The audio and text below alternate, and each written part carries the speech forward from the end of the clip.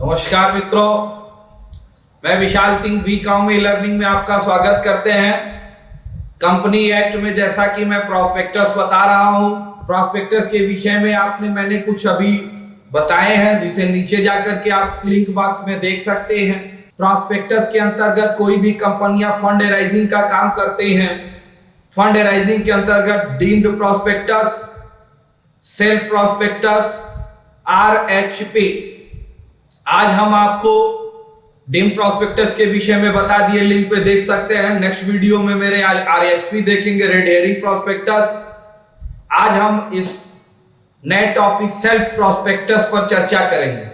Company act 2013 section 31 के अंतर्गत आता है। सेल्फ प्रॉस्पेक्टस होता क्या है? एक अलमारी में कई खाने के बराबर। जैसा कि एक कंपनी, कोई न्यू कंपनी, ध्यान दीजिएगा वो कंपनी नहीं होनी चाहिए। अगर एक कंपनी, कोई न्यू कंपनी अपने को डेवलप करती है तो वह मार्केट से पैसा चाहती है, लेकिन वह मार्केट्स में एक बार पैसा ले लेती है, अपने कार्य को करती है, फिर बीच में पैसे खत्म हो जाते हैं, फिर उसको पैसे की आवश्यकता पड़ती है, फिर वो प्रॉस्पेक्टस इशू करने के बाद अपने पैसे को प्राप्त करता है। जैसे एक कोई कंपनी 2020 में स्टार्ट हुई, जनवरी में उसने पैसे प्राप्त किए, फिर उसने मार्च में राइजिंग किया, मार्च में भी पैसे लिए, फिर उसने जुलाई में भी पैसे लिए, फिर वो कंपनी दिसंबर में भी पैसे लेने की प्रयास करती है।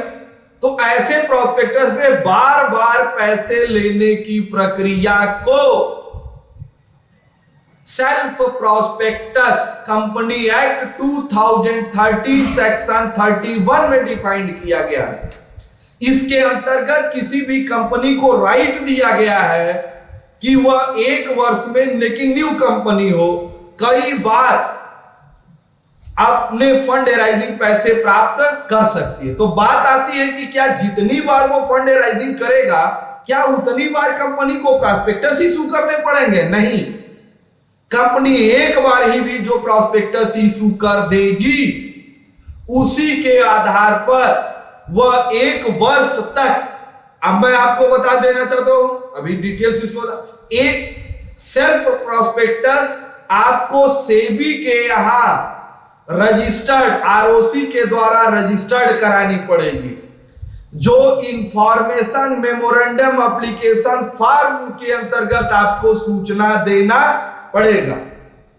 Self prospectus with in period 1 year, आप एक साल के अंदर ही पैसा प्राप्त कर सकते हैं। यदि आपका ड्यू जनवरी 2020 से स्टार्ट हुआ तो वो जनवरी 2021 में समाप्त हो जाएगा, लेकिन इसकी सूचना आपको रजिस्ट्रार के हाथ देनी पड़ेगी। कोई भी पुरानी कंपनी फंड राइजिंग का काम नहीं कर सकती। सेल्फ प्रॉस्पेक्टस का कार्य करने के लिए न्यू कंपनी होना अनिवार्य है। बिना सेबी के यहां रजिस्टर्ड हुए आप सेल्फ प्रॉस्पेक्टस इशू नहीं कर सकते हैं। सेल्फ प्रॉस्पेक्टस में आप कब कब इशू करेंगे, इसकी जानकारी आपको देनी पड़ेगी।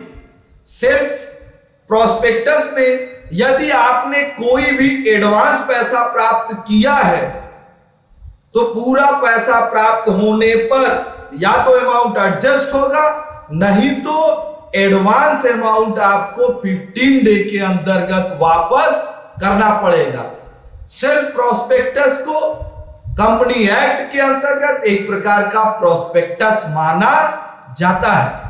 इसीलिए मैंने एक एग्जांपल आपको दिया। अलमारी एक प्रॉस्पेक्टस है, सेल्फ प्रॉस्पेक्टस उसके कई खाने हैं। मींस प्रॉस्पेक्टस के अंतर्गत एक वर्ष में आप जनवरी में भी पैसा ले लिए, आप मार्च में भी ले सकते हैं, आप जुलाई में भी ले सकते हैं, आप दिसंबर में भी ले सकते हैं।